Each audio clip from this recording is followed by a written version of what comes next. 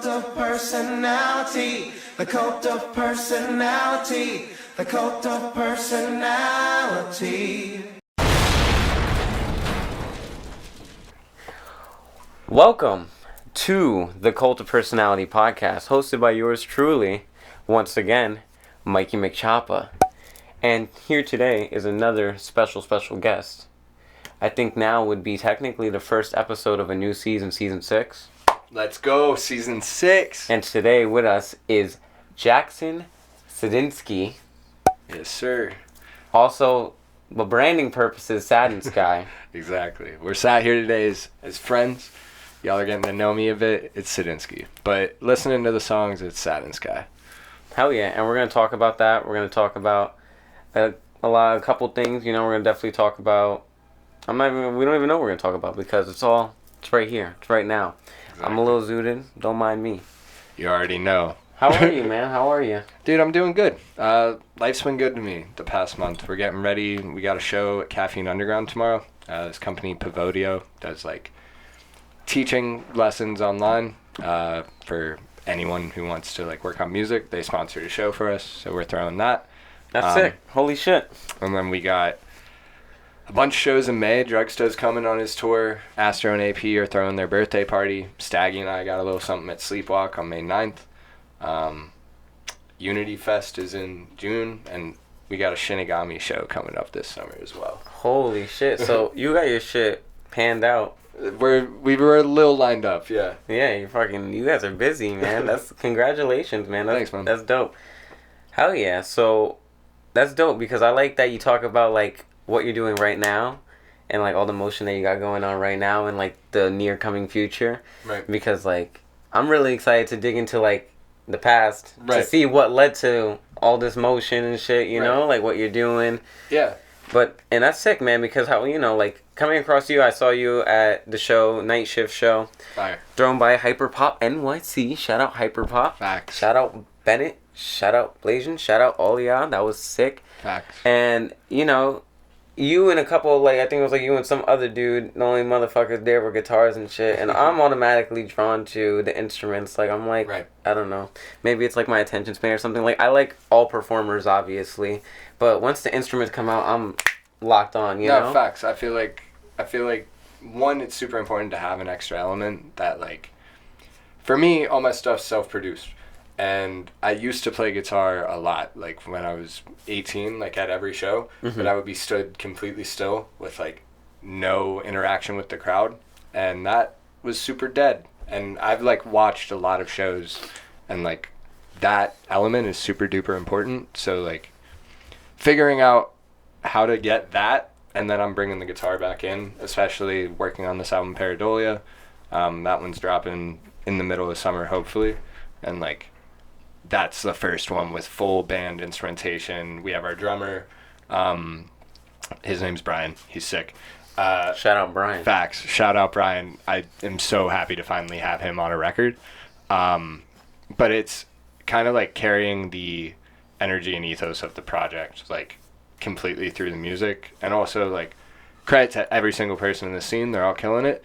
But, like, yeah, if I can play guitar, might as well, right? Like, no, I like that you talk about that. I like that you talk about, like, you already being into it and, like, you having to, like, bring it into your live show aspects of things and talking about that as well, you know? Like, you're like, oh, yeah, I was completely still. And then, you know, that was cool. That was a cool convo. Like, but I fuck with you. I fuck with that. Just, like, we do need that extra element because, I don't know, like, with today's age, people are very, like, attention spans are very, like, low.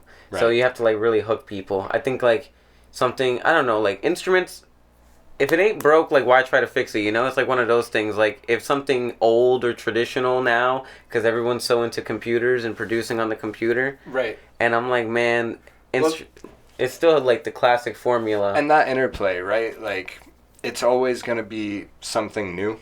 So, like, if... I've always looked at it like this. In 2007, my sister... I was raised by 4 older sisters. Like, shout out my parents, but, like, 4 older sisters. They would take me out to shows all the time and always be talking about the subculture and, like, the scene.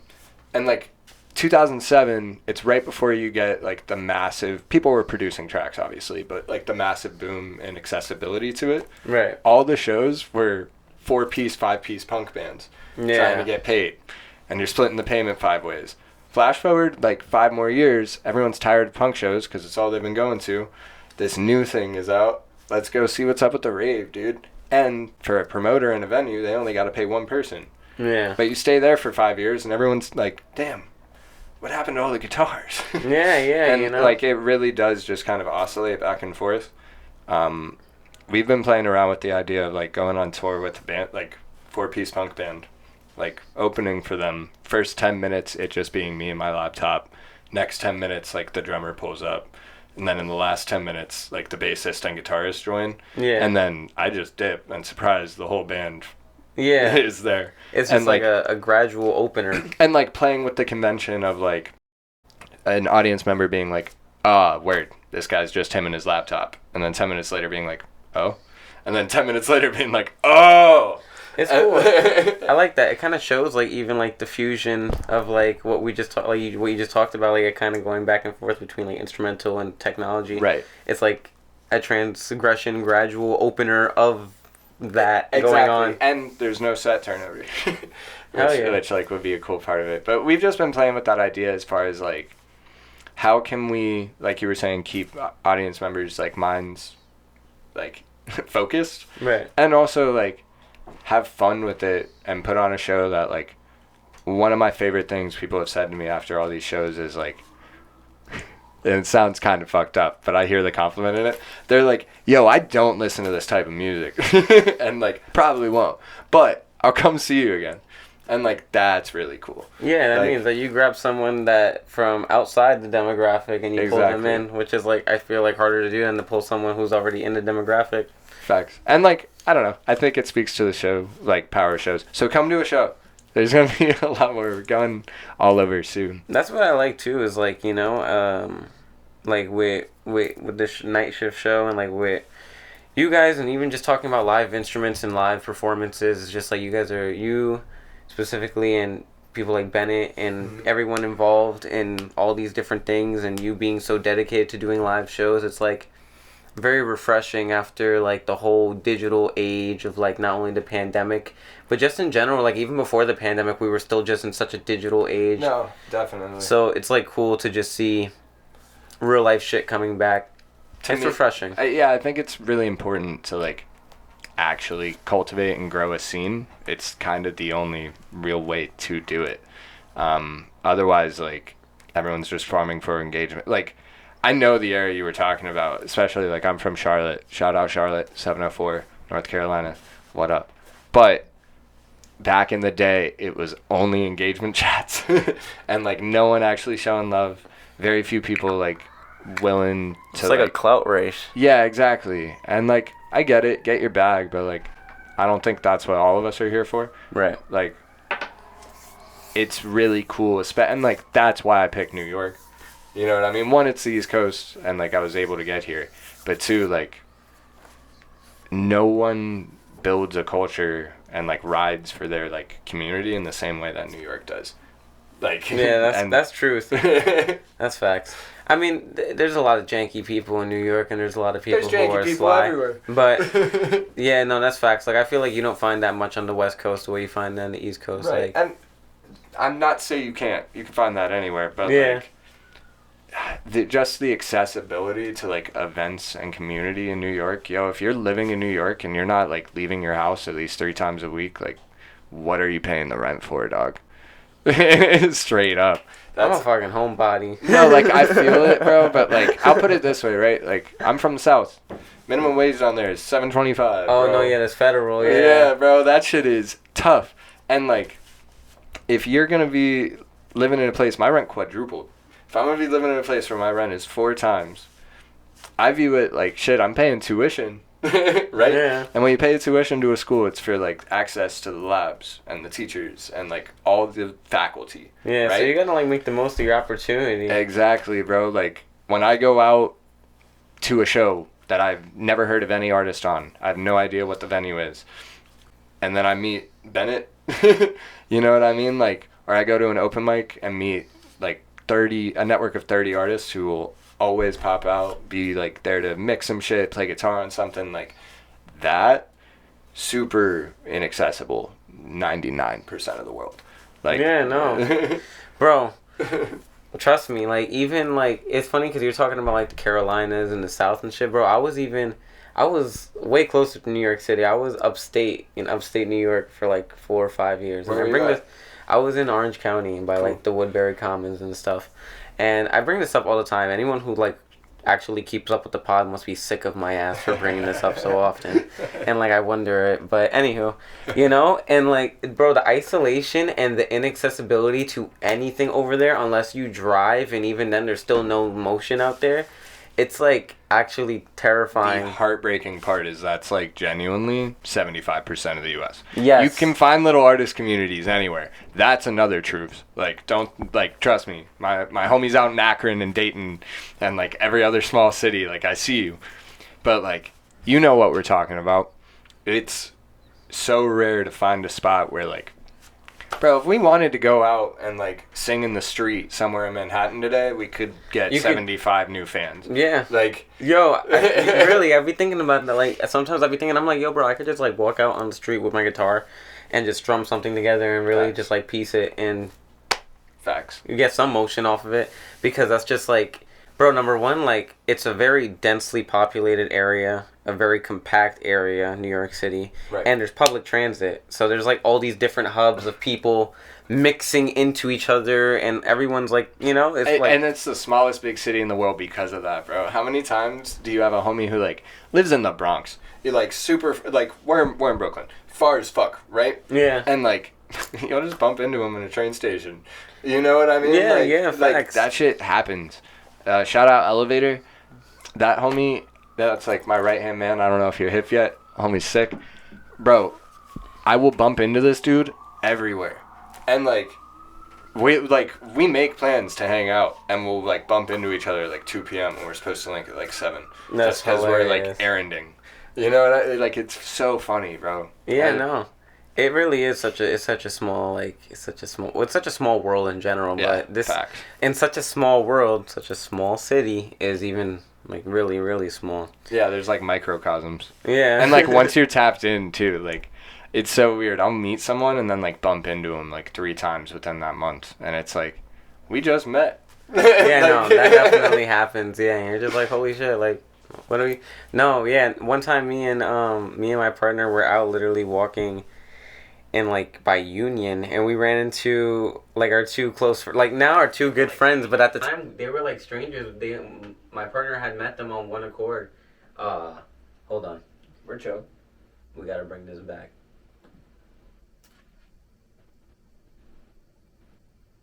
There we go. Fire.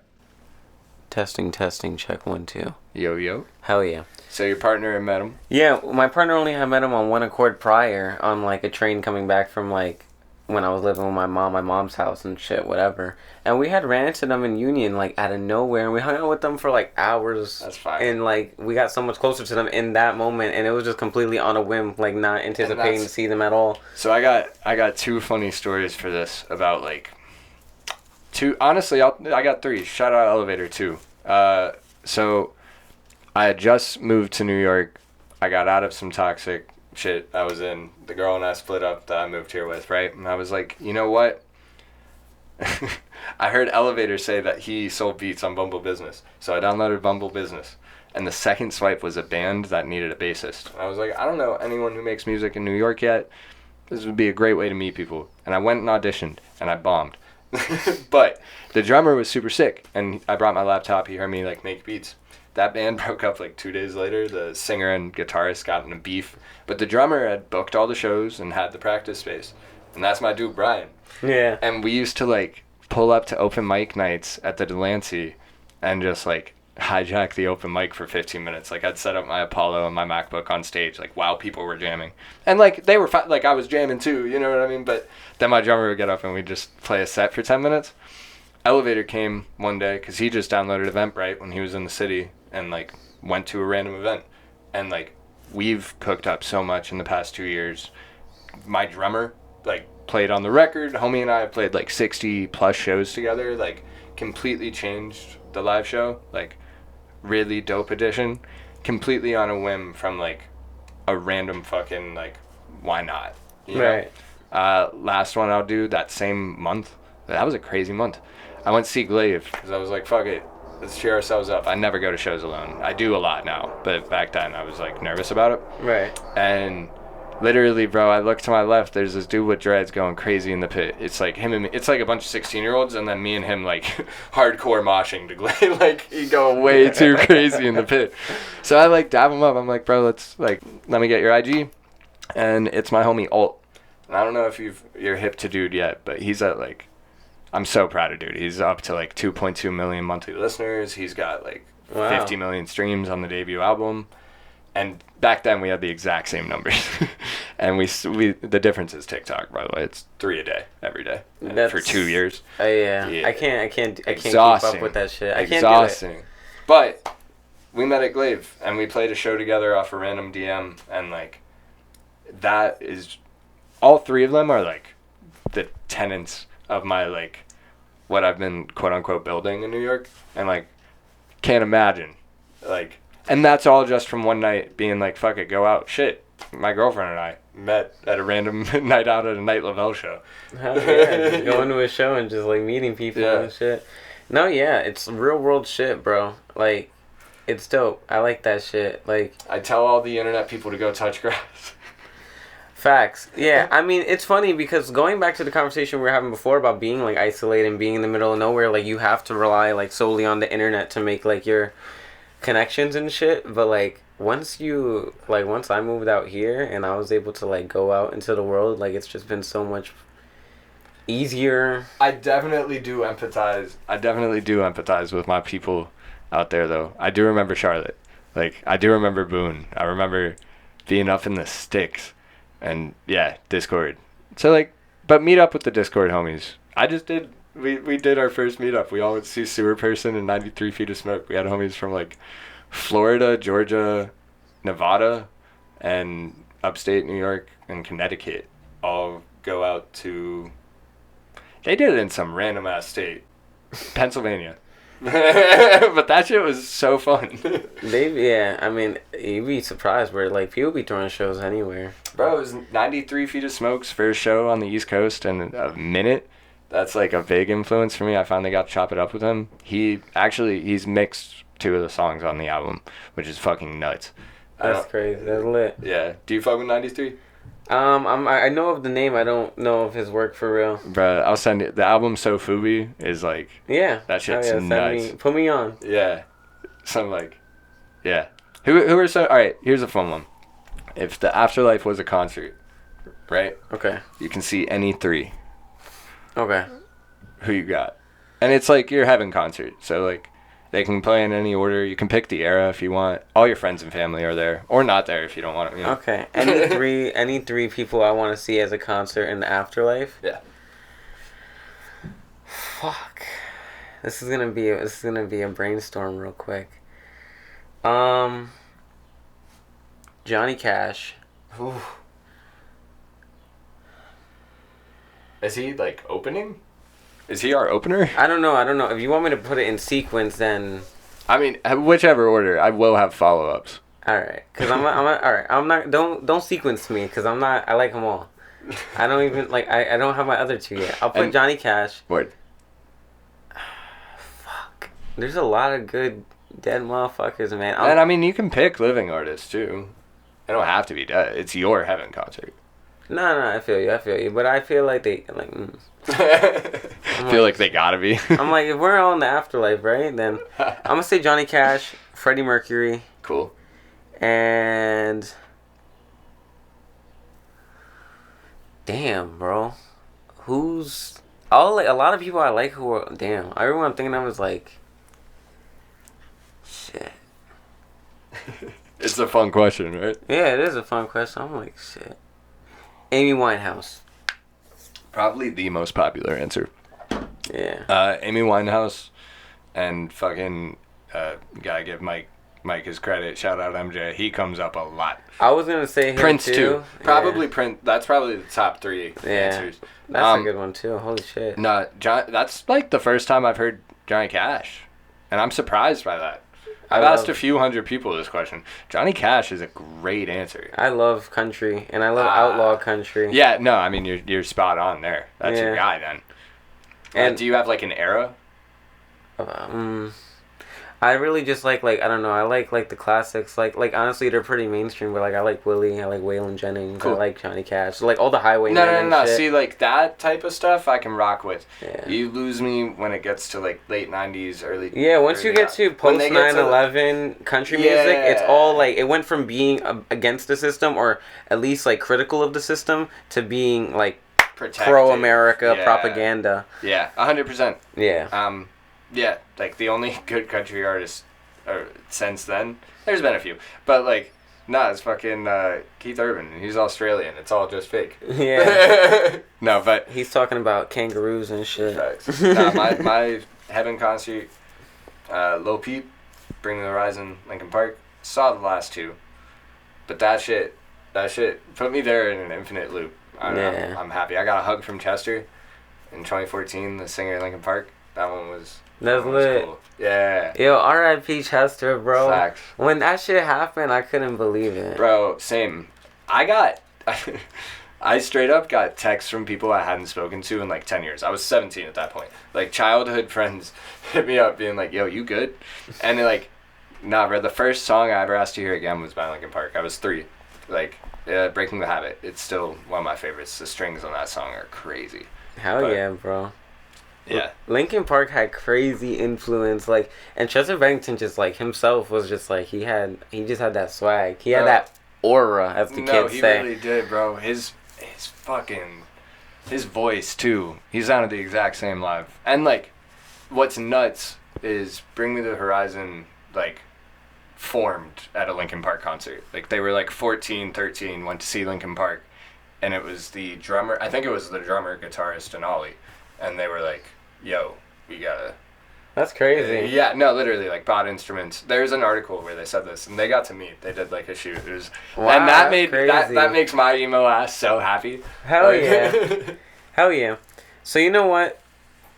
We're like probably like 20 minutes into like all this like good conversation, and I really like what we've talked about so far because I feel like we've covered like a lot of elements that are like I feel like crucial to you as an artist when it comes to like live performance. You talked a little bit about like musical inspirations right now, even like talking about Linkin Facts. Park and shit. No, I got all them out there. And like I feel like it just like sets like a good foundation for like you in a sense of like what you value as an artist. Again, going back to like live shows and real life shit and talking about the internet and talking about moving and just like all this cool shit. But I really just want to get like into the trademark question, and from there we'll really spark off the interview and like get really into Let's do it. Jackson Sadinsky. So Jackson Sadinsky, the name, the image, the aura, and the energy. How to start? How do we get here? Everything in between, kind of like your whole origin story, Sure. however you interpret it. Yeah. All right. Let's hit it. So, I grew up in Charlotte, North Carolina. School was cool. Didn't really go that much. Wasn't the happiest middle schooler or high schooler, and I kind of him and I had like beef over some girl in 8th grade. But in 6th grade, shout out my dude Jared. He pulled up to my house and he installed FL Studio, and that shit pretty much changed my life. Just from like, I had been listening to all this rock music growing up, and I always knew it was kind of something I like wanted to do, but it seemed so inaccessible. Just like for years, even like after I started making beats, I thought like there was no such thing as like renting a studio. They just like, that was like a thing that got set up for Right. you. Like there is no like there was no bridge. Yeah. So like in 6th grade, I'm hearing Skrillex, I'm hearing Glitch Mob. I'm actually going to see them tonight, which is nuts. Oh shit, that's sick. Yeah, they're a big influence because like when the EDM thing happened, it was kind of the first time I was like, damn, I can just like cook up on a laptop. Like that shit's revolutionary. And I made the worst beats you would have ever heard for like 6 years, but I kind of learned how to do like what I had to, as far as like making like, I learned music theory all self-taught, like, School of YouTube, just fucking around in FL for hell hours, because, like, what we were talking about earlier, when you're in the small town, there ain't really much to do, and I was definitely the depressed kid, so, like, put me in my room, open FL, not doing my homework, and I'm locking in, and, like, at a certain point, I plateaued, and I was like, how do I get better? And I was 14, I was dropping out of, not really dropping out, but I was, like, flunking out of 8th grade, and I was like, fuck it, let's start a label. So, like, Monster Cat was the thing, so I just pretty much copied their format of, like, 3 original releases a week with, like, a visualizer, put it up on Spotify, like, do the whole 9 yards, and that's where I learned about, like, DistroKid and releasing and, like, a bunch of admin shit I still to this day do not do. I swear that was the hardest I've worked for 3 years. Like, because, like, I had to handle payouts for, like, in 3 years we did over 400 artists. And, like, holy shit. But, like, we're getting, like, 10 streams on songs. So, like, oh my it's, God. like, I remember so vividly these spreadsheets of, like, 0.00000041872 and I have to, like, add up everyone. I was, like, I'm skipping my homework, but and my dad will be like, fix your work ethic. I'd be like, no, you don't. The work ethic's there. It's being applied weirdly. Yeah, facts. Unconventionally. So I ran that for a few years. In 9th grade, my grandpa passed away, but he left, like, enough of a fund that when my dad caught me skipping school, freshman year of high school, I would stay home a lot, but it was the one day I, like, went, did the math, I was like, I'm not passing that class. Left early. Homie is pulling out of the neighborhood at noon. I'm like, bro, why are you? Like, why you go to work? Like, you're supposed to be at the office, bro. Homie, I remember him, like, yelling, like, what the fuck? Like, his window was up, but I could, like, I heard it. And he put me in the car, and he was like, I'm driving you to this boarding school. Oh, and I was shit. like, word? And when my sisters had that threat, they did perfect attendance at regular school for 30 days. They were like, like, not I. Yeah. But he took me to tour it, and I was kind of like, yo, like, independence would be lit. Parents were fighting a lot. I was like, yo, let's... So I figured out how to get there. My last 2 years, I actually gave me a music scholarship, which was super sweet, because, like, couldn't swing it, but they, like, made it happen, which was really nice. And I got better education there than I got, like, at my college. It was really weird for, like, the first year. Wow. And I, like, wasn't... I remember, like, the turning point. It was international. It was co-ed. Like, I realized how rare and cool it was that, like, I was hearing 7 languages a day. Like, it was 140 kids. Like, we were all super close. And, like, that... I feel like without that, I'd never take a leap and move to New York when I'm 21. Like, it really did a lot for me. But then I went to college, up at App State. COVID happened, dropped out of college. Went back home. Was living with my parents, or not my parents, was living with my dad for like 8 months. And kind of just had a moment where I was like, this is the longest I've lived at home since I was 15. I saved up a little bit of money from like working, and I'll touch back on the music side of things in a second. No, go. But, do your thing. I kind of just was like, I gotta fucking go. And I was seeing this girl who was like, I'm moving to New York. And I was like, this probably won't work out long term, but don't gotta move alone. And I was like, fuck it. And I had $1,000. I bought a one-way train ticket. I had my big hiking backpack, I had a small regular backpack, and a skateboard. And I lived in an Airbnb in Jackson Heights for a month. I moved up here to work at Vans, bro. They said they were going to transfer me with 40 hours a week. They transferred me with 5 hours a week. And I was like, dog, I need to pay rent. Like, I moved up here. I bought that B&B. I had $150. I was like, dog, I need way more than 5 hours a week. They were like, here's 8. And I was like, dog, no. And this friend I have worked at a fucking virtual reality arcade, got me a job there. They got me on for 30-something hours a week. And I was able to, like, stay up here. But went from that B&B in Jackson Heights to fucking another B&B over in Flushing. Didn't realize how sketchy the walk home would be, especially because I was getting off at, like, midnight, so I get back to Brooklyn at, like, 1. And then, like, walk an hour under 2 bridges. Oh my god. But like, all I had was a fucking VR work uniform. Like, go for it, dog. Like, they're not. Yeah. Yeah, straight up. But that was my move up here, and then I found my feet after those 2 months, and like got a spot, and like life's been good since. But a few months later, met all the people I met and started playing shows and like networking, and now we're kind of like caught up with the story earlier where I met my drummer and Alt and LV and all them. Hell yeah. But to kind of like run that back. While I was at my boarding school, I was still making really shitty EDM. And then I found a bass guitar sitting in a closet, and I'd been writing spoken word for a few years. And I kind of like had this moment of like, I realized EDM is a parabellum, and you're either like 11 and like so cracked just naturally, like insane, right? Or you're like dead mouse and you've been doing it for 50 or I'm an asshole doing it for like a long time. I don't know how old dead mouse is. I mean, you might not even be wrong. No, he's not 50, he's somewhere in his 40s, I think. But you've been doing it for so long, Skrillex, that you're just flexing. Like, you're like, you expect me to go wump wump wump, and I go wump wubbity wump. Yeah. And like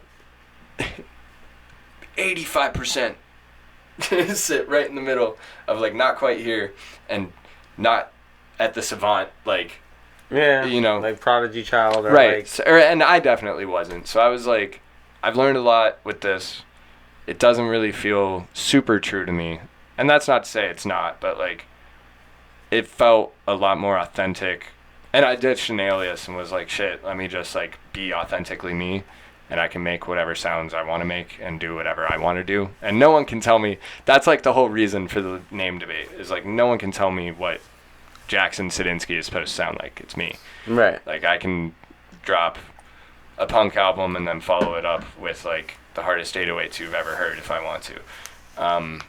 And like that kind of being such a tenement of the project that it's just authenticity is like really key to me.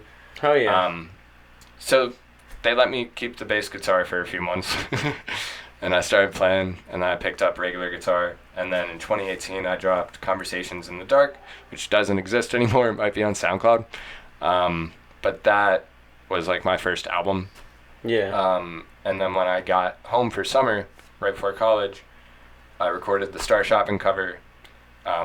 Just like had that bass guitar, found a like melody I liked and a rhythm I liked that felt like different and cool, and Peep like really did a lot for me, and still does. So like, yeah, and I did all the cover song stuff right. Like 9.1 cents of every dollar goes to his estate. Like, it's all orderly, but like that shit did change my life for sure, and like kind of gave me the confidence to like, bro, if I can get $1 million on a cover, I can get 100 million on my own. Like, right. I didn't really believe in my voice. I still think, like, on that one especially, I'm like 17. I'm like, damn.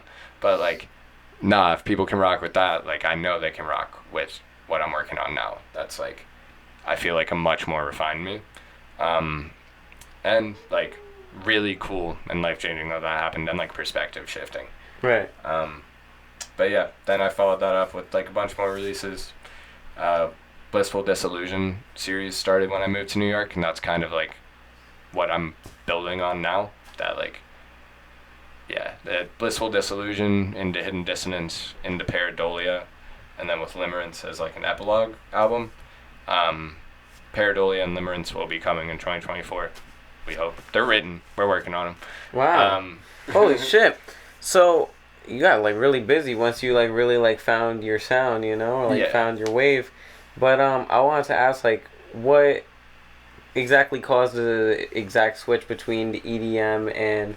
So, like, growing up, I had a Cars-themed iPod when I was 7. It had space for 5 albums. I had Linkin Park Hybrid Theory, Linkin Park Meteora. I had Green Day American Idiot. And then I was able to do, like, a burned CD split that was Breaking Benjamin and 3 Days Grace. And then, Breaking Benjamin and Rise Against. And then I had 3 Days Grace 1X. And, like, that was all I would listen to for, like, years. And And I would go to all these pop punk shows when I was a kid. Like Knuckle Puck is one of my favorite bands. I've seen them 9 times. I would go to see Modern Baseball. I'd see like, the list goes on. But really, that's what I listen to more than EDM. EDM I'd listen to when I'm like playing games or like, I'm 14, 15, like crushing people in MW2. I'm running some like dubstep, right? But like the music that made me feel something, and that was always what first grabbed me about music. Like Breaking the Habit was the first song I ever heard, and it's because the strings made me feel something. I didn't even understand the words for like 10 years. Right. And like that aspect of it, one I feel like EDM taught me about, because they're like taught me how to like use it right, because they say shit without using words all the fucking time. Taking that, combining it with spoken word, and just trying to be like authentic to a sound that I would listen to, has led me on a really cool, like, I'm really proud of this next album. I feel like 13-year-old me would be like bumping this, and it would help. And like that's the key, right? Like that's really what it's about. Like, yeah. So kind of leaning into that as like an ethos. Hell yeah. Yeah. I fuck with that. I like that you mentioned especially like all these inspirations and stuff too, because I was gonna really ask you like, oh, what kind of draws you to all these artists and all these different like sounds and stuff, And it's like cool that you mentioned like it being like a sense of authenticity and feeling something. Really dope, really good ethos with your music and stuff. I fuck with that. I fuck with the whole everything you said. Yeah. Dope. But yeah, that's cool, man. Under the EDM shit, did you like really build much of a following, or was kind of just like I mean, so it was called Ethereal Network. All the releases are still up. I'm not gonna tell you which ones are mine. You could probably figure it out. That's the fun part. But yeah, we had like 500 subscribers. That's sick. That's some what shit. I will say that's really cool about it, there were like 400 artists on there. Of the like 10 that I'm aware of that are still making music to this day, like everyone's doing something. And like this is gonna sound so weird. I met Uzi like a week and a half ago, and we talked for 15 minutes about like no one ever wants to talk about it. Time, it's just time. Like if you really do this shit for 30 minutes minimum a day, every day for 10 years. I downloaded FL Studio. I downloaded it in 2011. I started using it regularly like 2013, 14. That's 10 years ago. Yeah, that's some time to put in that work. Like, no one ever wants to talk about that part, but like the numbers never go down. Especially like a stream count, like specifically a stream count number. That number never decreases. It is impossible for it to. Right. So like, I would always watch these interviews when I was 10 years ago, and they'd be like, they'd be like, oh, just start. But like literally just start. And like the very frustrating aspects of it will fade away as soon as you've put in enough work for them to. And like, yeah, I don't know. I think that's the most succinct way I can say it. But like I just got my girl into, like, she's been into it, but I got her a heat press. She's been making shirts. Mm-hmm. Had the most frustrating day of her life a few days ago figuring it all out. Right. But, like, today is pressing shirts. Yeah. Super easily. Like, lackadaisically almost. And it's like... You gotta apply yourself. And that frustration part is the learning. Right. And, like, learn to fall in love with that. And, like, if you can't, the creative shit might not be for you, straight up. Right. Like, it's just constant trial and error, for real. Facts. No, yeah, facts, literally. And like, especially if you're making music, bro, you got Control Z. We don't got tape recorders anymore. Like, you can undo. Just try, and then like put the weird effect where it doesn't belong. Like, that's the fun part. Like, that's making your own unique shit, and like. Us musicians, low-key, especially producers, we got it easy, bro. Like, all these people with physical mediums, like, they can fuck up a canvas forever. You're like, sure, I gotta go buy a new one and paint over this one. Shit, we got Control N. Like, make a new Ableton project, bro. Facts. Facts, yo. The computer, yeah. It's real convenient, especially now. Yeah. I agree with everything you're saying completely. It's like, that's some real shit. Recently I fucking first picked up a guitar when I was like, I don't know, 11 or 12. But like recently I'm like back into it, and like I've just been like teaching myself like reteaching myself some old shit, teaching myself some new shit. Fire. And I feel like, you know, that shit gets like a little frustrating, but No, it's alright. I'll dox myself real quick. I work at the Guitar Center. Hey, also, like, ain't nothing wrong with fucking working a job and making music. Especially, like, figure out some shit that you can make music with. Like, they always give me my time off for shows. They got built-in gig leave. Like, if I want to go on tour, like, I'm not fired. wow, Built that's in, lit. like, nuts. I get insane discounts, and they connected me with all these brands. Like, I'm Universal Audio sponsored, and, like, the people who make the Apollo, bro. Like, yeah, nuts. that's insane. Nuts. Like, That's some connects right but there. That's crazy. I say every day. Kids come up to me and they're like, "How do I get good at guitar?" And it really is 30 minutes a day. I stole that from Billy from Green Day, but like changed my life when I was like 12 or 13 because he was like, "You say you're gonna work on music 30 minutes a day every day, right? Some days you force yourself to because you don't feel like working on music, or some days you feel like it, right? And 20 minutes go by and you don't have the spark, and it's fine. And you're going to lie to yourself and say it was 30. And that's okay. right. Because the next day you're not going to feel like it, but you're going to force yourself to sit down. And 6 hours later, you're going to be like, shit, I just wrote like something amazing. And it really is like creativity is a habit. And like imagination is a habit. And like you can lose them bitches. Like you got to work at them. So like guitar, it's the same shit. The first 2 months are going to suck. Especially if you're irregular with it, you're not going to get calluses. Yeah. Your fingers are going to fucking hurt every time. Yeah. But if you do it for like even 15 minutes every day, you're going to get calluses.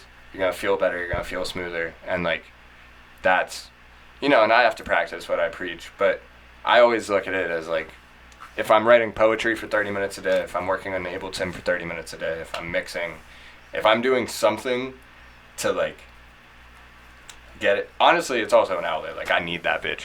I have to do that, or like, Right. life feels weird. But I think it's because I've built that habit, and like, that, there are healthy ones. There are Yeah. healthy habits. Hell like, yeah. That's like what I'm literally in the midst of with like my guitar shit, and even just in general. Like I've really just been on some like self-discipline shit, like with learning and shit, like just learning just in every aspect that I can, you know. Mhm. A lot of even like in the world, just like with like political shit and like shit, Right. you know. I'm just like digging to the root of whatever problem is going on in the news or wherever, and then you know, Yeah. just We- learning and just falling in love with learning. And Yeah. sometimes learning is frustrating, especially like when you have to like re-perceive things Right. than you already perceived them prior. Well, and that's like, I mean, that's growing up, right? Yeah, you know. That's like, I'm pretty sure that's like very close to the definition of maturing. Is just like coming to terms with a newer understanding of the world, whatever. Hell yeah. And you can then, it's funny just because like I make it like this abstract or whatever, like deeper point, and then bring it back to like something like guitar or whatever. It's like there's or music in general, there's like so Right. many preconceptions of so many different things, whether it's because you see like someone doing it, or you just like I don't know, I'm very self-critical and I'm very weird. So like when I see people doing things, I'm like, oh man, that must be so hard to do it. They're so good at it. Right. I can never do that shit, you know. Well, and I was lucky to get to see like, they're a weird one to shout out, but I'll give them a shout out. Shout out 21 Pilots way back when. Oh my Like, god, this is like the second episode in a row 21 Pilots came out. No, because like, yeah, I saw. All right, I can hear y'all. Vessel is a dope album. Okay, everything before Blurry Face was Yeah, alright. yeah. Or No, everything, and Blurry Face was okay. Blurry Face is okay, yeah, but like afterwards they lost it. Homie got Yeah. out of touch. But Yeah. like, Vessel, dope album. I saw them on that tour, bro. It was a $12 ticket. Holy shit. I had 2 extra to give away. No one wanted to come. My sisters came with me, and like they bought the tickets. We had 2 extras, bro. I posted on my Snapchat. I posted on my Instagram. No one wanted to come. Damn. A year later, it sold out, and like, but the nuts part is 2 years later, not a year, but 2 years later, I saw them play to a much bigger crowd. It's the exact same show, bro. Yep. Their energy is what got them there. They Yeah. are like the perfect definition of like how grassroots can still work in a modern era. They just toured the same cities over and over and over, and it was a bigger crowd every time. Yeah. But between seeing them, Linkin Park, Bring Me the Horizon, all within like a few months, it was just so not obvious, but like apparent that like these are not I mean, they're idols, they're cool, but they're just people who practiced a lot. Like, a lot. Right. Like, were really dedicated to a craft and respected the craft. Right. And, like, that is, like, the energy with which I like, want to carry it. And also, like, it was so cool just to realize that's people. Yeah, you know, it's just, that's what I really like, too. And, you know what's so funny? Like, 21 Pilots was one of those first artists that, like, did introduce that element, like, for me as well, like, when it came to me and, like, my liking for music. Because, like, it was weird. Like, I started off liking, like, 90s grunge. Like, Nirvana was, like, one of the first bands that I was like, oh, shit, this is cool. Right. And, like, 3 Days Grace and Fire. 3 Doors Down and, you know, all these different, like, fucking shit, whatever. But those things always look so, like, extravagant and grand because they have money and they had record labels behind them and shit. See, but if you dig deep enough, you can find the 3 Days Grace interview where they're on a couch just like this. Yeah. You know what exactly. I mean? Like, and that shit's, like... That's that magic right there. And, like, I'm trying to That's ring... why shit like this is so important. Exactly. And I'm trying to, like, ring everyone's ears. Like, all the homies. Like, you've had them on. Like, Astro, AP, Staggy. Go watch those episodes. Like, this is the magic moment. Like, even, like... Yeah, obviously, MSG is going to be cool. Like, all that shit, festival is going to be cool. But, like, this part where, like, you have to grind for it. You gotta be, like, hustling. I'm fucking the most annoying person emailing show bookers every day. Like, but you got to, right? To, yeah. And, like, I'm gonna miss it. It's kind of fun. Yeah, putting in all that work and, like, when you're really hungry for it, you know, like, it's like, when people eventually reach success, they get comfortable, Right? You know, so, like, this is definitely a time to, like, be fond of and, like, really enjoy while you have it because Exactly. it might not be forever. You might not have to just be so hungry, you know? Exactly. And, like, I do think it's important to, like, you know, it's a healthy line of, like, ego, but, like, believe in yourself as an artist is so key. Because, like, if you walk... I used to do acting stuff, right? Mm-hmm. And they would always say, like, once you book your first audition, everything's up from there. And the reason why is because after you book one audition, you walk into the next audition like, I'm the shit. I just booked one. Yeah. After getting turned away for 400 in a row. So no wonder the 398th turned you away because you walked in there fucking, hi. Yeah, no. I hope I can do it. Like, nah. Especially in, like, the modern climate of creative fields, like, be it and you are it. Like, right. If you believe you are a good artist deserving of playing shows and you're going to shows and supporting the scene and showing that, it'll all fall in line, I feel like. Hell yeah. No, for sure. That, like, honestly, just coming at something with such a dedicated... Like, that's honestly how I approach everything I do because, like, it's like, I feel like there's two ways... There's not two ways, but there's many ways to approach music, but there's, like... The way I look at it is, like, you either approach it, like, oh, I could do anything, like, I, like, just confident, you know? Just, like, full confident, like, I could do this shit, whatever.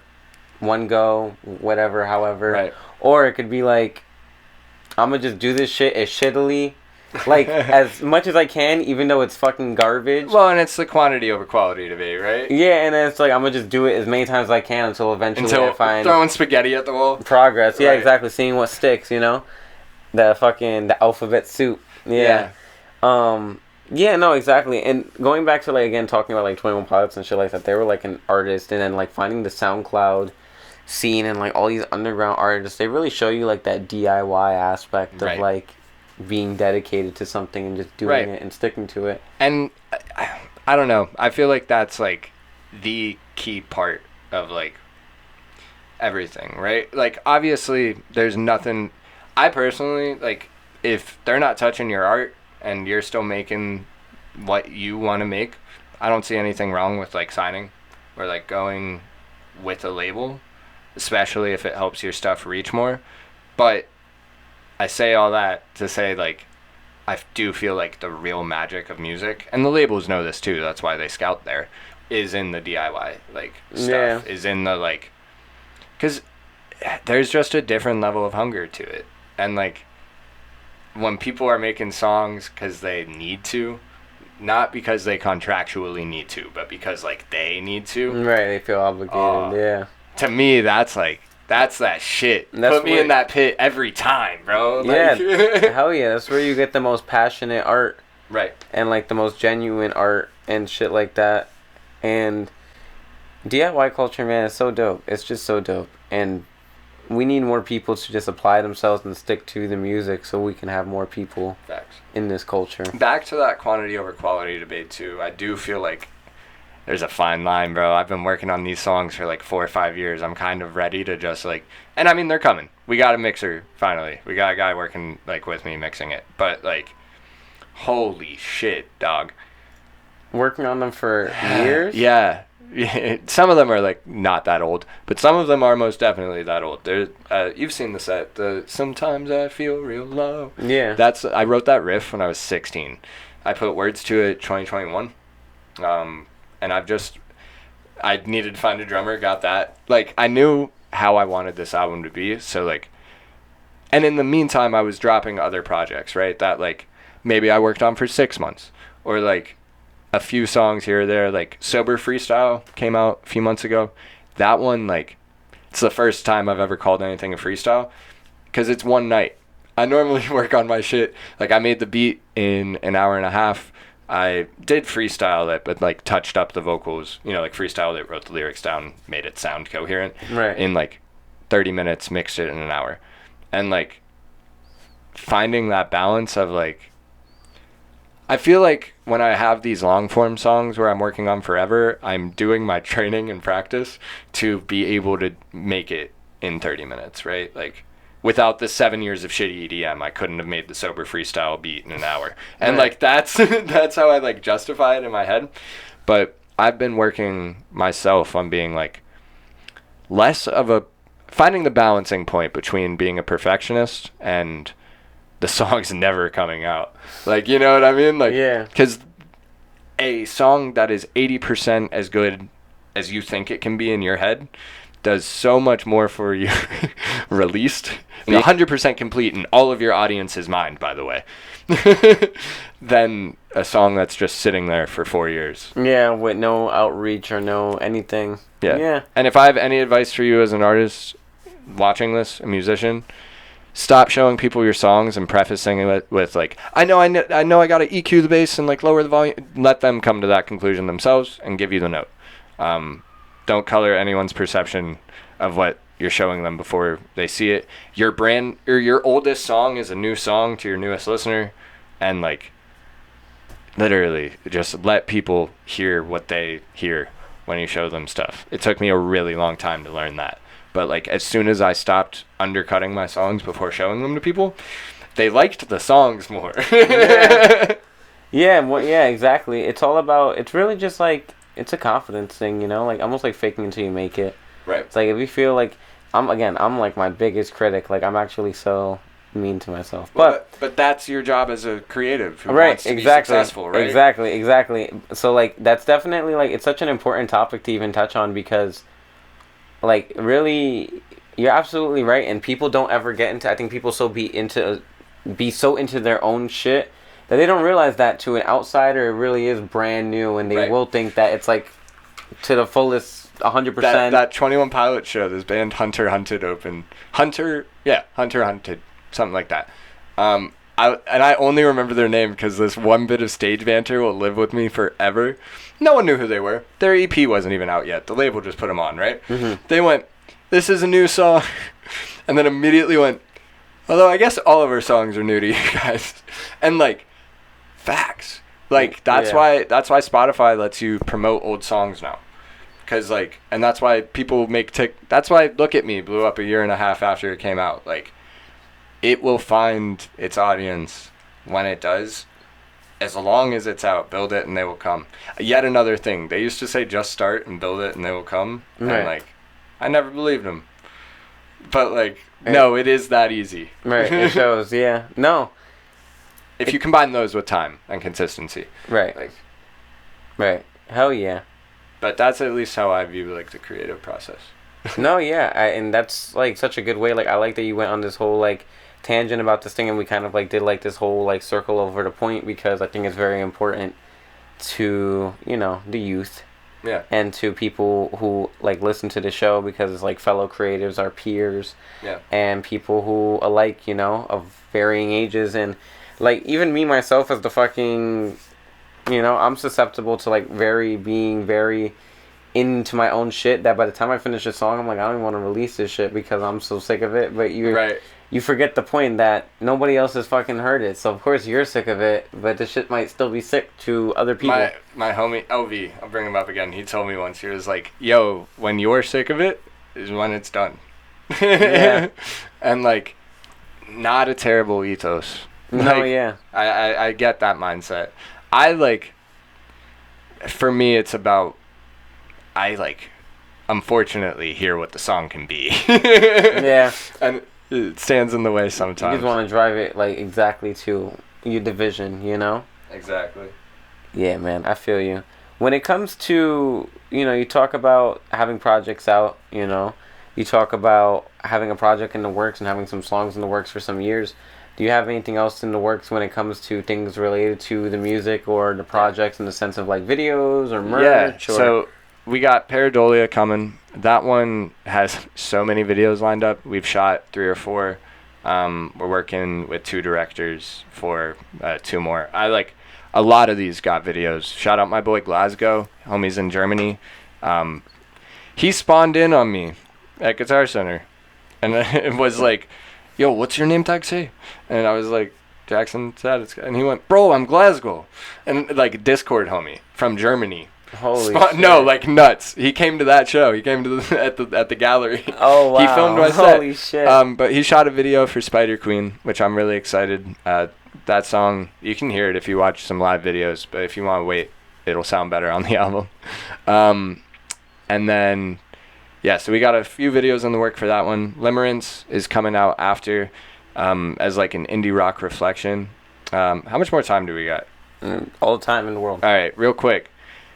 To my people who have ever been in a toxic relationship, Blissful Disillusion, the first album, that's when that thing happened that you were like, shit, I cannot tell my homie because he'll be like, why am I staying with them? Or she'll be like, you know what I mean? So when that happened and you chose to say, Blissful Disillusion, love you. It wasn't ignorance anymore at that point, right? Things start to feel off and you can't figure out why because you already lied to yourself about the cause. We're now at Hidden Dissonance. That shit is uncomfortable. The album starts like kind of chill indie and then gets progressively more distorted and like fucked up as it goes. Wonder what he meant by that. Paradolia is the final stage of that. That's the album that's coming now. That's the most like intense part. Full rock band stuff, like hard ass 808s. Some cool features on the project too. Really excited. We got the boy Alt on there. We got Lane Hollows. We got Astro. All self-produced, all 3 of these projects. And then Limerence is like the indie rock reflection. Limerence is I Love You So Much. Oh, I didn't say Paradolia is. Paradolia is the human tendency to see things when they're not there. Shadowy figures in the hallway or faces on the moon. Like hallucinations? And Yeah, or like, you know they're not cheating on you anymore, but every time their phone buzzes, you like gotta peek. You know what I mean? Like, that it's Paradolia. It's a fucked up place to be. And coming out of that is Limerence, which is I love you so much I crash my car if you ask me to. And like that's kind of the mindset that leads to all 3. So like in writing that, I feel like I grew a lot as a person. And I'm really proud of these projects. I feel like they can teach and help and like they definitely did for me, and that's like what they kind of serve to do. But afterwards, we've got some pop songs coming. It's not going to be super heavy stuff forever. Hell yeah. So you kind of have like this ongoing theme or like storyline going on over a span of albums, like different projects? Yeah, so these Blissful Disillusion came out 2022. Yeah, Hidden Dissonance came out 2023. Paradolia is going to come out 2024. And hopefully Limerence does too. I'm so focused on Paradolia, I haven't touched those files in a while, but there is a full track list. There's some really cool sample flips. We took FCP Remix by Fall of Troy and like did a really cool thing with it, as well as CKY's 96 Quite Bitter Beings. Yeah. Yeah, I like that one. No. So I got a cool flip for both of those on that project, and like some more like that one's definitely a lighter sound and a more like reflective kind of tone, whereas like Pareidolia, we are in the trenches, like not so much like in the trenches, but like no, like we are in the shit, like in the album, whereas Limerence kind of is like a bit more zoomed out. But yeah, and then there's some collab projects too. Staggy and I are working on something. That's cool. Yeah. How'd you come to like meet like a lot of these people that you have on the projects, or that even that we've had on the show, like Staggy and Astro and AP and all that stuff? Go to shows.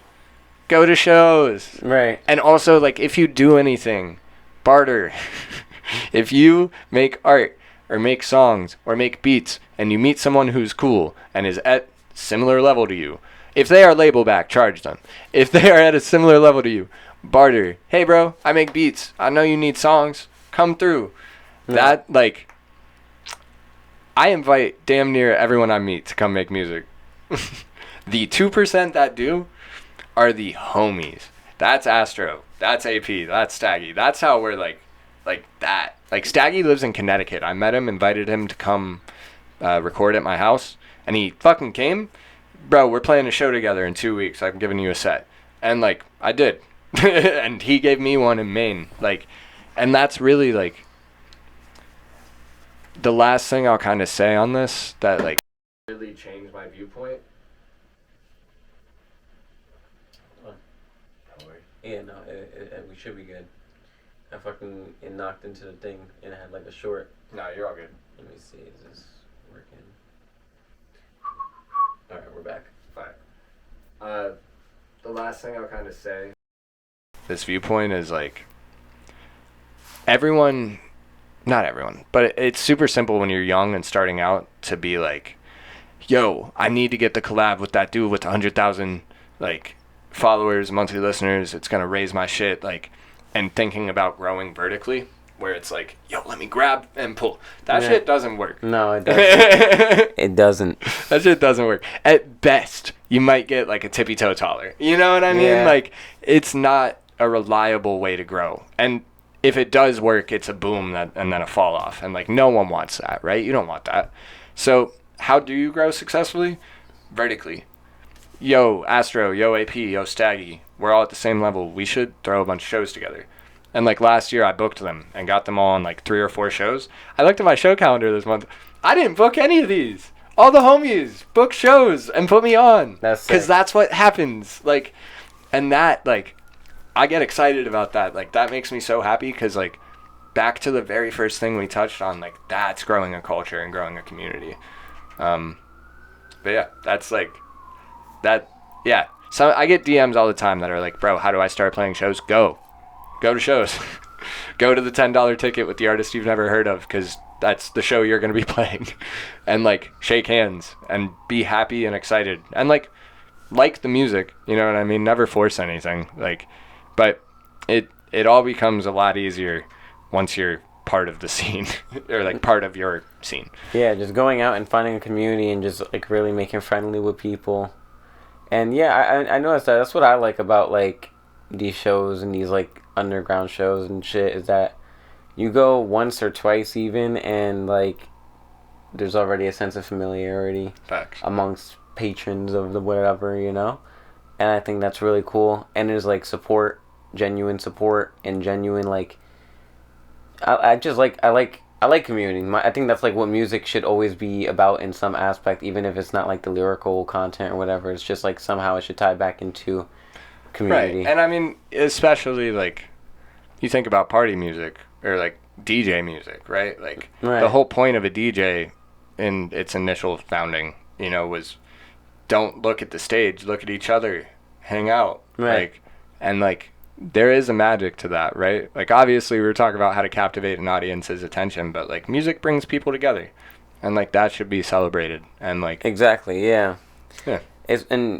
I like that aspect of like just in general like having a scene of any sort, because like what I really don't like is like when music is turned into something inauthentic, and you know, you talk about people trying to grow vertically and like trying to collaborate with people with bigger numbers, and then it becomes like this numbers game or like this like clout race, and it's like really weird. And like, think about all of the great art that you love and that you've consumed in your life. None of it is a song where Drake hopped on just to like boost someone's numbers. Right. You know what I mean? Right. Like there's not one. Like you might have some fun memories, sure, but like really top 10, like no. And like that's just to me like a weird way to go about making art.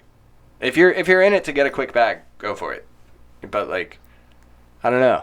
I know that's not what we're talking about here. Nah, I feel like that's like abuse Yeah. of music. Yeah. Like, cause music in itself, like, all right, here's me like going on like my like deeper like whatever.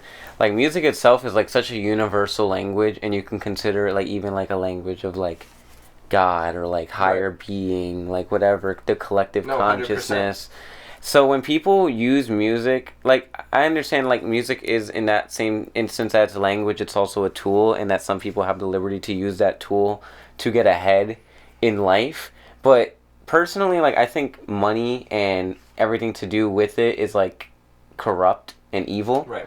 So I feel like once you take something that is as sacred as music and apply it to something like, oh, I gotta get my social media followers up, because like once it becomes like about ego or image or money, I feel like you're exploiting something sacred. Right. I understand wanting to grow a following, because then it brings that community aspect back into it, and that's beautiful. But sometimes people really use their influence for right. You gotta be focused lame on shit. you gotta be focused on the right parts of it. Right? Yeah, Like, in my opinion. no, yeah, you don't want to be bringing a community together because they all have $40 to give you. You want to be bringing a community together because they all felt something by your art, right? Like, Right. and that's like, yeah, the closest I've ever felt to God is like at a show, people I do not know, strangers, we're all yelling the same word. Like 2014, I saw Chiodo's Motionless in White, Bring Me the Horizon, A Day to Remember, and like all these sweaty 35-year-olds I do not know are all fucking throwing their arms around me, yelling the same words I'm yelling, and we're angry, finger pointing, and like, yeah, that's fucking lit. Like, yeah, you know, like that's God. Like that shit's cool. Hell yeah. I just love that shit. I just love when it's a true sense of community and compassion and love of the art and the collective consciousness, you know? Okay. I don't like when shit gets turned, even like, I don't know, because then going back to like the other side of it or whatever, like what happens with shit like that, like with people doing shit for money or doing shit for clout, like it becomes less of a community and more of like a business. yeah, but also like for being a patron of like that scene or whatever you want to call it, it would be like, it becomes more like, I don't know, like a club, like a business, like an establishment, exactly, like a club, like no, like a it center. should be accessible, right? Like less of a scene, more of like a business, exactly. Yeah. It just becomes cold. Facts. Yeah, and we don't want that. Yeah, exactly. Yeah. I fuck with that, man. Fire. Yeah, low key. Hell yeah, man. I gotta ask as well. This is a funny one that I've been asking for a while, so I'm gonna just keep it going. The first time you ever got high, what do you have for the munchies? I don't know how accurate this is, but my instinct was chocolate chip little bites. And like I don't think my mind would have just gone, like I don't want those currently. Like that. No, yeah, you think that's based in pretty truth. No, truthful. like I was young. Yeah. We definitely raided that pantry. But yeah, no. I fucked up little bites as a kid. So yeah, that makes sense. That tracks. Hell yeah, bro. I feel like we covered a lot of good things and shit like that. I do want to talk a little about the future. Sure. Kind of in the sense of like past this project and these two projects that you work on, you hope to come out this year. Where your targets really set in the sense of like where your priorities, what are you prioritizing? Right. You're like, oh, I want to run shows after I drop these projects. Do you want to drop singles? Are you going to do another project? You know? So we're definitely taking a break from projects. This was not supposed to be a 4-album run. Let me start there. It just kind of had to be, right? Like I had to grow. It was coming out like of me, and like it was a healthy thing to do, right? And like it's the most authentic and genuine like art I've ever made, so it deserves to be out. Mm-hmm. But like it's so heavy, like not like but like emotionally it's like very weighted, and I feel like that's a dope thing because I'll be able to help people, and like it will build like a strong fan base, right, of people who like actually feel connected to the music like they should. But I'm very excited for, like, I'm no longer in that place, right? Like, I'm in a really happy relationship. Like, things are going well.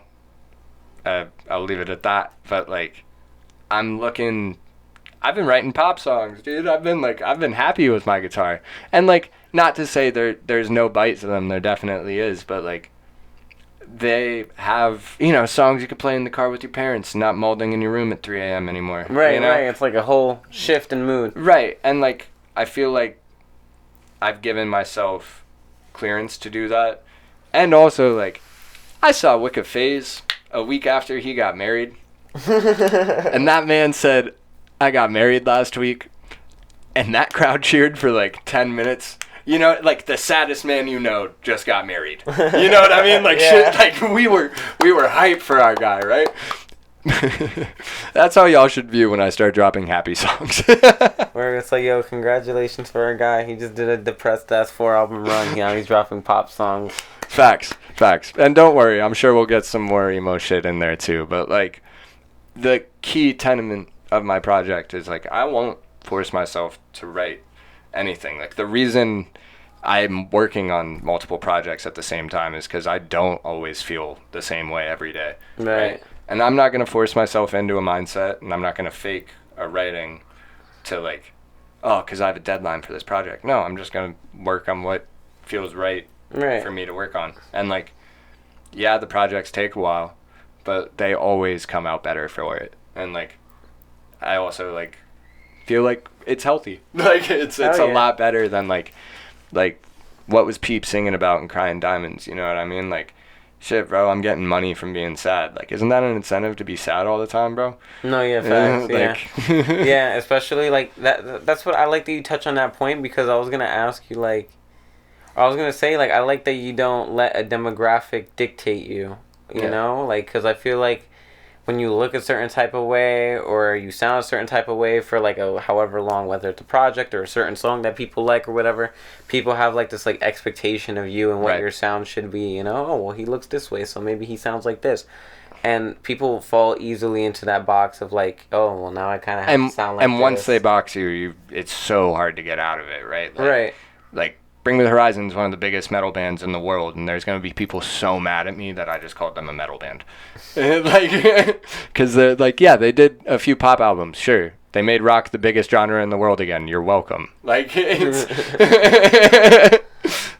so like, it's shit like that though. Like, audience decides genre, artists create. Right. Right. Yeah, like, that's facts. And that also really freeing. And that was something I struggled with back in the EDM days, like, especially. Like, I say that to say, though, you do need to understand convention and understand genre and, like, get, like, there's a reason why pop punk is typically a bassist, a guitarist, and a drummer. And that's simple. And it's just because the songs are that simple. Right. Like, that's and maybe you can make the coolest pop punk in the world if you were to fuck with that formula. But you got to understand the formula to fuck with it, is kind of like my point. Right. Otherwise, like, I don't know. Otherwise you could make something cool. I don't know. There's no rules. No, yeah, exactly. I think, like, I feel like even now in, like, the modern age where we are with, like, the internet and, like, TikTok and stuff, not so much TikTok, just the internet in general, people are, like, obsessed with, like, being an aesthetic or being something core. Right. I'm this core, I'm that core. And I feel like it kind of plays into, like, the whole, like, fitting into a box, you know? Right. Well, I mean, it's... A lot of people come into music with that mentality, for sure. I'm trying to think of the right way to word this, but, like, it's tough. It is so hard to, like, stand completely on your own and do, like, completely what you want to do. Like, I'm wearing trip pants right now, right? Mm-hmm. And it's because I want to wear trip pants. Right. But it's probably because when I was, like, 6, 7, 8, I saw some fucking cool magazine where kids were wearing trip pants, right? No, like, yeah. And, like, still, like... That's some real inspiration, though. Right. And, like, but on what you're talking about, creativity and originality comes from taking all of your inspirations and, like, mashing them all together, right? Right. But I do understand the human urge to be like, no, I am this, and feel like that belonging, right? Like a label. Right. And it's so much more difficult to like, damn, I just had an epiphany about why they call labels. Nuts. Yeah. I am this. Yeah. We're fueled by ramen. All of our artists are this. Yeah, nuts. Wow. Huh. Yeah. Thanks for that. Yeah, that's why like people like certain labels, because older artists have like a certain sound and shit like that. Right. Yeah. But what was I gonna say? Yeah, and I like that you bring it up. Like, inspiration should be a mashup of a bunch of different things, because I fully agree. Like, I'm fully inspired by like the weirdest, funniest, goofiest, unexpected little shit in my day-to-day life, and just in like in my childhood, etc. Well, like on that, I had a realization, like especially at a hyperpop show, my show stands out the way it does because I'm performing a pop, but like I'm lunging and like fucking like, yeah, I'm putting on a pop punk show when the form for a hyperpop show is not that. You're moving away from the hyperpop aspect and like setting yourself aside a little. Right, and like I think if everyone looked deep at what their influences were and figured out how they could actually incorporate it, they would find a lot more originality than like just the one or two, that like fit what they're trying to do. Right. And yeah, hell yeah, I agree. It's something, I don't know if it's something that comes with age, because like when I was younger, I had a real hard time like I was like, when I was really young, like 14, 15, 16, I was really like, oh, emo rap. That was like it, No, that tracks. I was like 17. That makes sense, yeah. Like 2017, so like, oh yeah, I was like, all right, emo rap is what I gotta do. And then like I was like in like my little online communities with my little pals in the scene, like in my little online SoundCloud shit, and I would kind of just like feel like I have to be in this like weird alternative wave that somehow fits them, because we're all like in this thing together. Not necessarily like I have to sound like them, but like I need to like, it was like just like whatever was like kind of like trending at the time. Like right. Like at that time it was like 2021, 2020 is like hyper pop was just like Bert on the scene, so like electronic music was like coming back in the sense of like faster tempos and shit. Right. And I'm like, but in the same time, at heart, it's like I fucking like now what I do like and what I like is like punk, like hardcore punk, regular punk rock, country, folk music of all sorts, different shit like that. And like it took me so long, like I dabbled into it a little in 2021 with like the punk shit, but like it took me so long to really be like, this is me, this is my influence. Right. And that's how you get your original sound. And that was me coming, like I came into that realization at like anywhere from like 18 to 20 years old, like of me being like, nah, I want to do some punk. No, I mean that happened to me like 17, 18, 19, and like still finding, like you never stop finding your sound, right? Right. But low key, do probably gotta wrap it up. Hell yeah. In the next few. Man, it's been a pleasure talking to you, and it's been probably about like an hour. Yeah, it's been an hour 20, but with the little trimming or whatever, probably like an hour 15. Fire. Either way, man, thank you for seeing me for the last hour. So yeah, facts. We'll get to the wrap up. Hell yeah. Before I get to the final wrap up question, is there anything else that you would want to talk about really quick that we may have not covered, that I may have not brought up? I got everything out I needed to. There's an Instagram page called Fucked Up, PHOCKEDUP. My girlfriend's about to start selling shirts. You should check them out. I'm wearing one right now. So got a plug, you know what I mean? But yeah, check out the albums. They're all coming. If you type Jackson and then the emotion sad, I'll pop up on any platform. It's like the easiest way. But if you spell it out, sad in sky is the God-given name. If you see me out in public, use that one. But yeah, much love. Thanks for listening, and like, thanks for chopping it up. Of course, hell yeah. So now with the final wrap-up question coming, here we are. It goes a little like this. Jackson, what do you got going on the next day, week, month, year, decade, century, millennium? And it doesn't have to be music related. It could be what you're eating for breakfast tomorrow. Tomorrow we're playing Caffeine Underground. And then it was week. What week is next week? You don't have to follow. No. I kind of want to though. Bet. Next week. Today is the 25th. I'm going to Miami, hanging out for a few days. Never been. Should be fun. That should be very cool. Next month we're booking Shinigami. You should come out. There will be a lot more details on that show soon. And then next year, signing a multi-million-dollar deal. Next decade, we'll have sold out MSG twice, maybe 3 times. Next millennium, how many platinums can you get? How many times can they recertify it? However many they can do in 1,000 years, if the RIAA still exists, they probably won't. Holy shit, yeah, I don't know. My bad. I'm like, We're good, though. I'm like starting thinking to rank them. Like, is diamond the next step? Where is it? Well, no, they recertify after a while. But, like, if you go diamond again, it's just 2 times. But, like, I'm assuming that's an infinite process. They can just... I don't think there's a limit. All right, yeah, so, like, 400 times diamond, platinum. I don't know. Whichever one's higher. Hell yeah. Yo, man, thank you for coming on. You were... Yeah. A real good sport. Like, this was a really good conversation. You had a lot of, like, I like when people come up here and they just, like, start talking about shit that matters to them in the sense of, like, whatever it is that it is. Like, you talked about their ethos of how you approach your music. We talked about shows. We talked about community. We talked about all these different aspects of creating. Yeah. And I just fuck with that. Like, I fuck when people have something really substantial to contribute to the podcast, you know? Yeah, thank you. Hell yeah, bro. And you're on the incline. I'm very, very happy to see, like, to have found you and to know of you and to... You know, like now we're thank you for inviting me on. That was a really cool post-show conversation. Of course. Like, bro, seeing you live and then talking to you and chopping it up, like I know you were cool and shit, and then just like I'm really happy to like again know you and now have the opportunity to watch you grow from here on out. Likewise, bro. You know? I'm sure we'll do this again. Hell yeah, yo. Motherfuckers watching the pod, artists and shit. Now that I've been interviewing for like 2 years now. Now, like, it's enough time to where people can come back onto the pod. So I hope that becomes, like, a thing where we have, like, guests who we've had on before. One of the coolest things, like, I'm indifferent. She's cool. But, like, Billie Eilish, bro, every year she does the same interview. That's fire. That's cool. I would like to, like, that's sick. Something like that, you know, with old homies. Facts. But, hell yeah, bro. Thank you again. And now I'll kind of just wrap it up. This was the Cult Personality Podcast hosted by yours truly, Mikeymcchoppa. With us again today was Jackson Sadinsky. And, man, thank you guys for joining for the last hour or so, listening on SoundCloud, Spotify, Apple, and all that stuff, and watching on YouTube.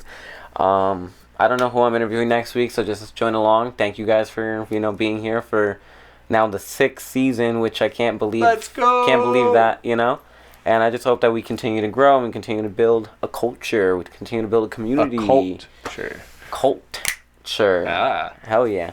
Anyway, man, thank you again. Make sure to like and subscribe, all that good stuff. And we'll see you in the next one. Peace. Peace out.